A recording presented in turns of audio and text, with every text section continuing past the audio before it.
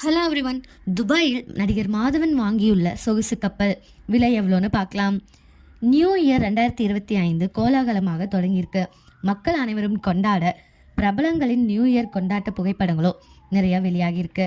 அதில் சில பிரபலங்களின் புகைப்படங்கள் செம்ம வைரலோ ஆகியிருக்கு. அதில் ஒன்று தான் நயன்தாரா மற்றும் மாதவன் குடும்பத்தினர் புகைப்படம். நயன்தாரா மற்றும் மாதவன் இருவரும் துபாயில் நியூ இயரை ஒன்றாக கொண்டாடியிருக்காங்க.